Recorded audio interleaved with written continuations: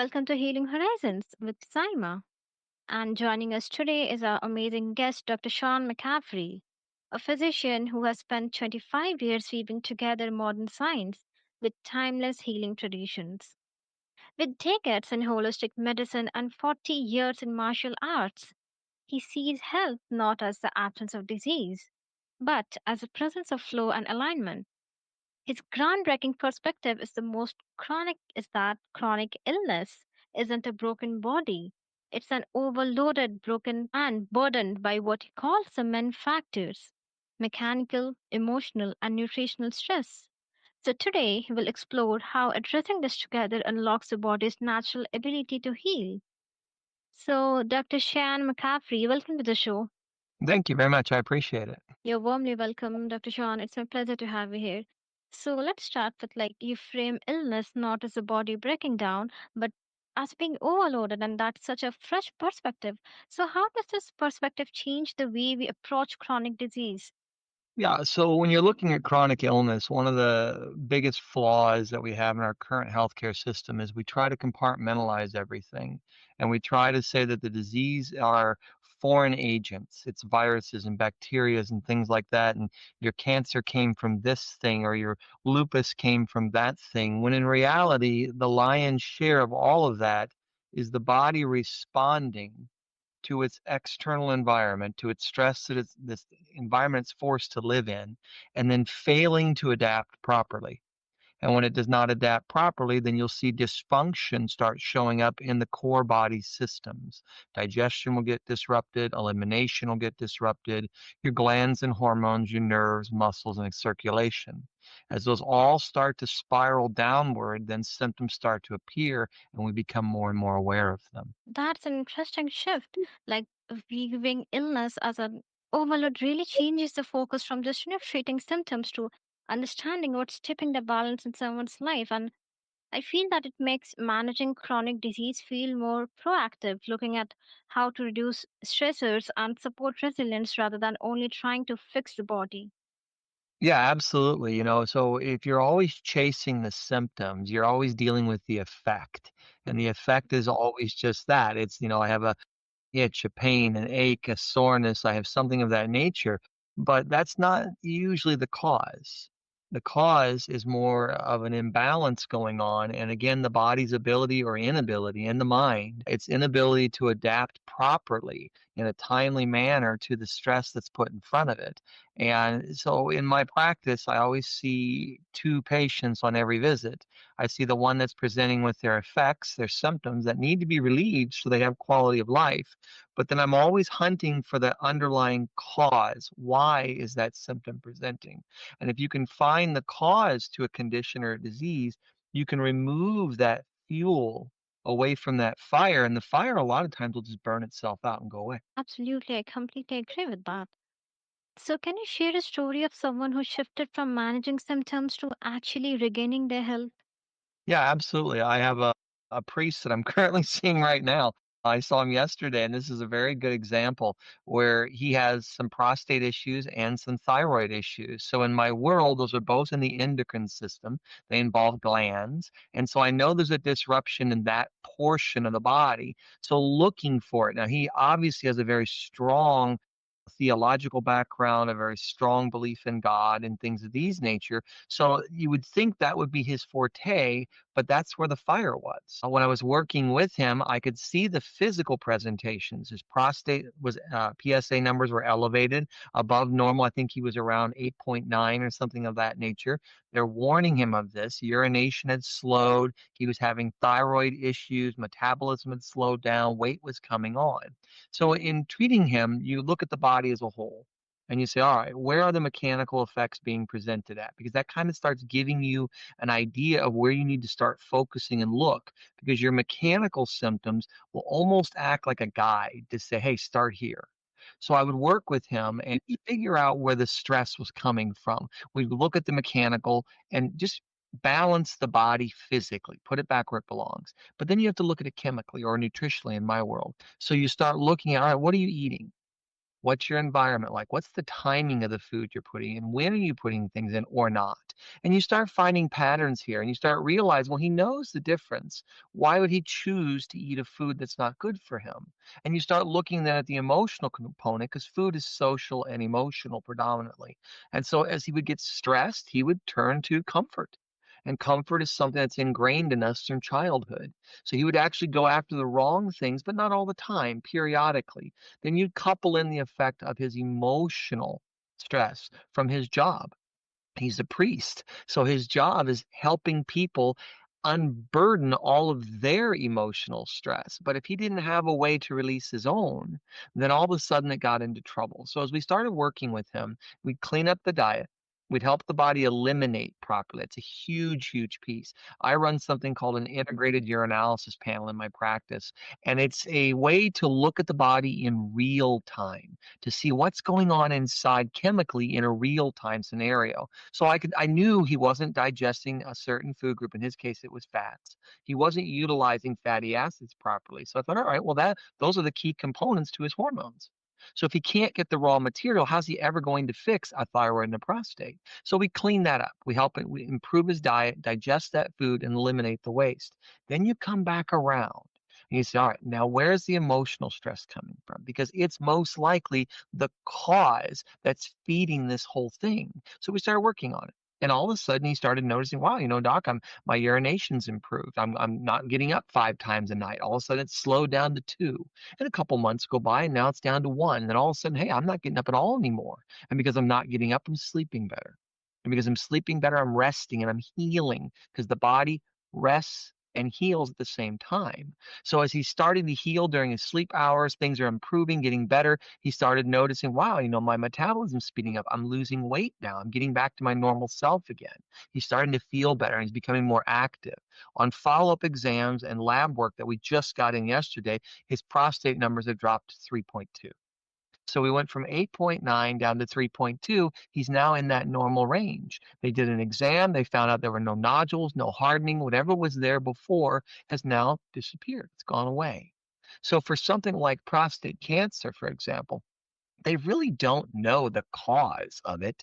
They don't know why men get so many prostate problems. They just know men do. And it's just kind of a norm. We accept, oh, guys, you're over 50, you're going to get a prostate problem. But why? And so here's an example in this gentleman's case where we were able to help find those core stresses, remove them, nourish the body, stabilize it, and the whole thing turned around. And he got his life back. That's such a powerful reframe. Like it moves people from despair to possibility, which is the spark true healing needs. Yes. Now, Yeah. like the main factors, which is mechanical, emotional, nutritional, are at the core of your work. So I'm really curious to know that which one do you see most overlooked in today's world? Yeah, the emotional side is the side that's missed the most, and it's the side that causes the majority of disease. In looking at it, there was a pathologist out of Johns Hopkins University many years ago who was commenting on the idea that he's done 3,500 autopsies. And he said in his time of doing autopsies, the diagnosis was wrong 53% of the time. So 53% of the time on autopsy, after they would go through and examine it, he realized that, wow, the doctor that was treating this, their diagnosis was wrong. They didn't die from the thing that they were being treated for. They didn't even know if that was the thing that was even there. So he wondered at the time, he thought, well, John Hopkins has everything. They have unlimited funds, unlimited resources, cutting edge technology. And if they're wrong over half the time, what are the other little hospitals that are out and about scattered around the country and around the world? What are they doing? And so he started looking into this thing. And you start realizing that I talk about stress is the cause of all disease. I tease in my practice that men are the cause of all stress. That's the mechanical, emotional, nutritional. The mechanical side of things, in my experience, happens about 10% of the time. 10% of the time, it's the reason why a disease process has began in the body. The nutritional chemical side is also about 10% of the time. 80% of the time, the disease starts over in that emotional realm. And so you have to look there. The challenge comes in where we have started to separate psychiatry and psychology and psychotherapy and psychoanalysis and spiritual healing. We've started dividing all this apart when in reality it's really one. And everyone's trying to give it their own little spin on it, but they're missing the big overall picture. And I think if you hunt there and you search for your answers there, that's where the answers tend to lie. That makes a lot of sense. Like, as you said, the emotional side often gets pushed aside because it's less visible than the mechanical or nutritional aspects. Yet, it can be just as or even more impactful on overall health. And I too believe that bringing attention to it really highlights how interconnected our mind and body are, and how addressing emotions can be crucial part for of preventing or managing chronic issues. Yeah, absolutely. And when you look at diseases in general, we'll give you something from the CDC. The CDC, this had been back in 2018 before all COVID and everything came around the world. In 2018, the CDC in the United States divided mortality into two groups. You had acute traumatic and you had chronic degenerative. And they went through and they said on average about 3 million people pass away in the United States every year. Of that group, the acute traumatic and infectious diseases, that's all your viruses, bacteria, parasites, funguses, it's all of your trampoline injuries, car crashes, drug overdoses, everything was 12% of the death that year. Percent. That means 88% was on this chronic degenerative side. So if you take that MEN triangle that I use in practice, the mechanical, nutritional, chemical side, mechanical really means structural. Those are accidents, traumas, injuries that occur in the body. The nutritional side for me is anything that's organic in nature. That means it invades the body or you consume it somehow. Poison ivy gets on it somewhere. You eat bad sushi, it gets in it somewhere. Viruses do the same thing. So, all of those acute traumatic infectious things really live on the mechanical and the nutritional side of the triangle. Well, all right, that means according to the CDC, those two combined are only 12% of all the mortality we face. Then the chronic degenerative side with no known cause, and that's really the secret word you look for, no known cause, etiology unknown. When you see those things, immediately it flags, hey, they don't know what's doing this. We know the symptoms. We know how it presents. We can do things to interfere with it a little bit and make your quality of life better, but we don't know the cause. So I come back to the triangle. MEN, the two doctors that formally stated were endocrinologists and they were up for the Nobel Prize for it. So when I look at that, I think, well, I don't have one. And they've never disproven this in 100 years of looking. So we know those are the only three things that cause disease. So that tells me then that all chronic disease, when it does not have a direct trauma or a direct poisoning to it, is probably created in the mind. So you better look there. And when all three pile up together, how do you help people untangle where to even begin? Yeah, so it's a good question, right? So when you look at that, you say, all right, someone comes in and they got it all. And almost all of us do, right? You look at the physical aspects. Well, how is this body presenting this to me? Are they, have a limp? Do they have a skin rash of some sort? Is there something going on with the body that I can see? And then you start with the obvious things. I always call it in practice the elephants in the room.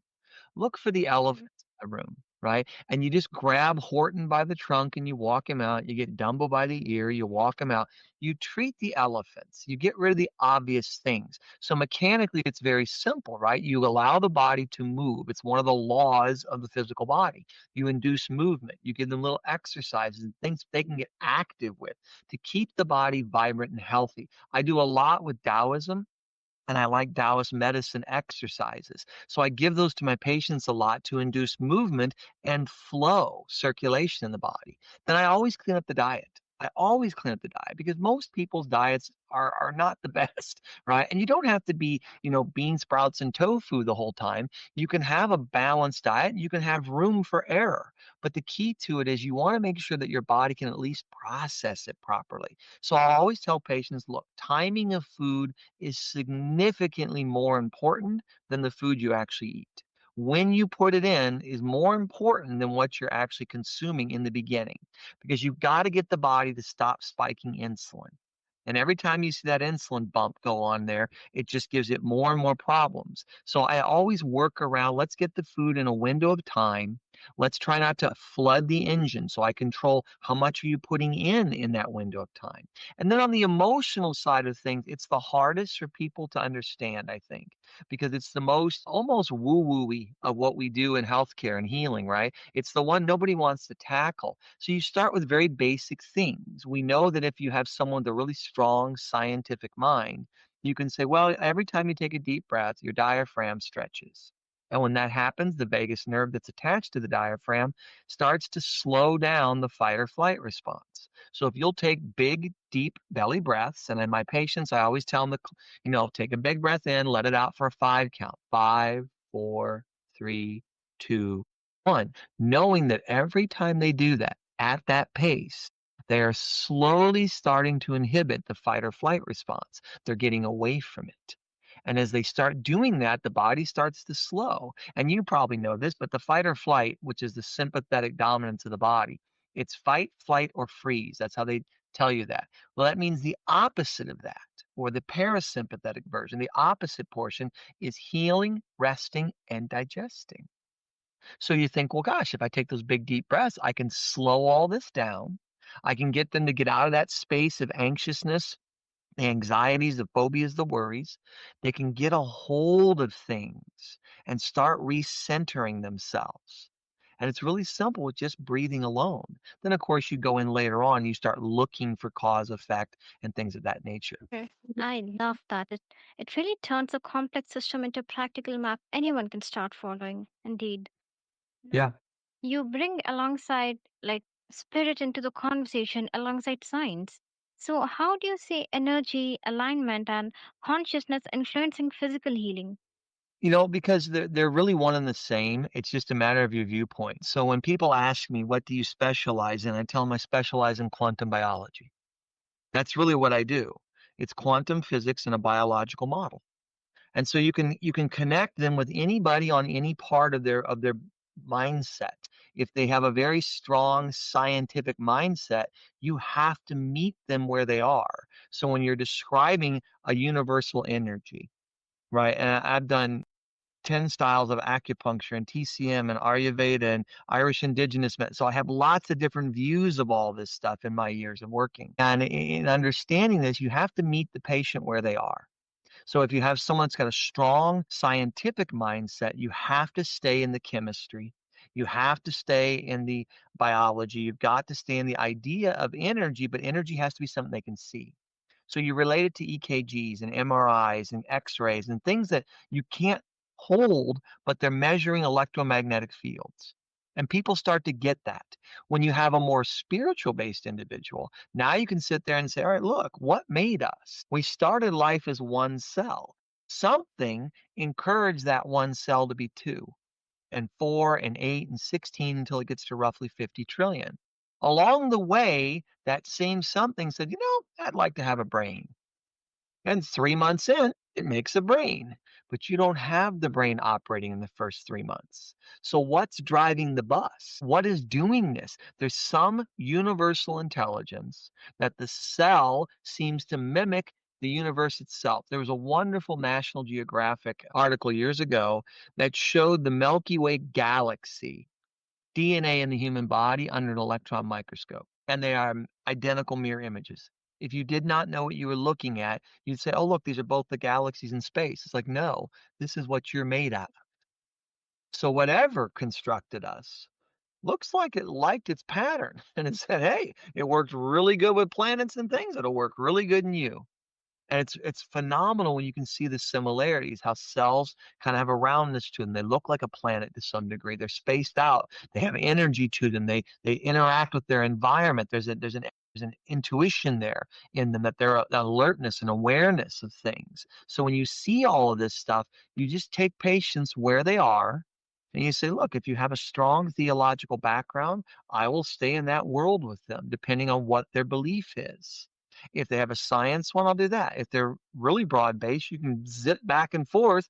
And the better the patient understands what you're saying, the faster they heal. Absolutely, yes. That perspective is so insightful.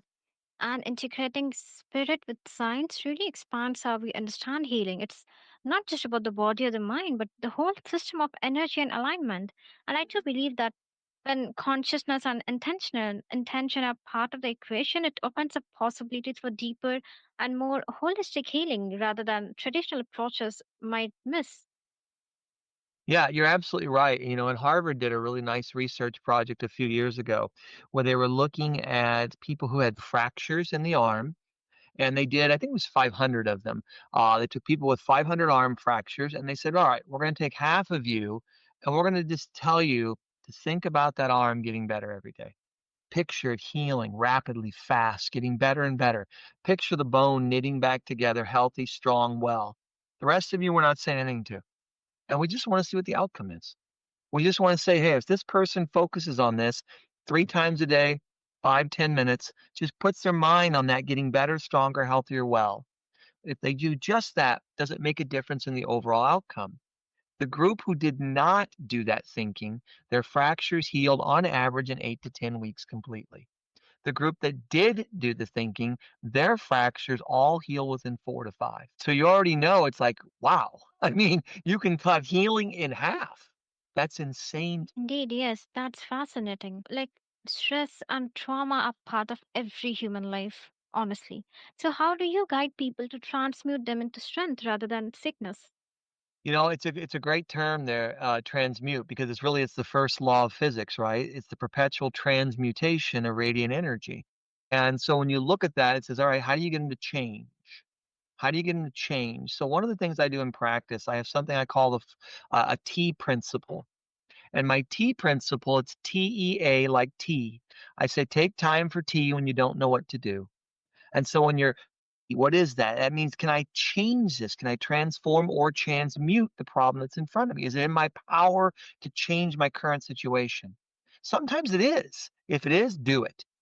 But if it's not, then you gotta say, all right, well, I can't. What about eliminate?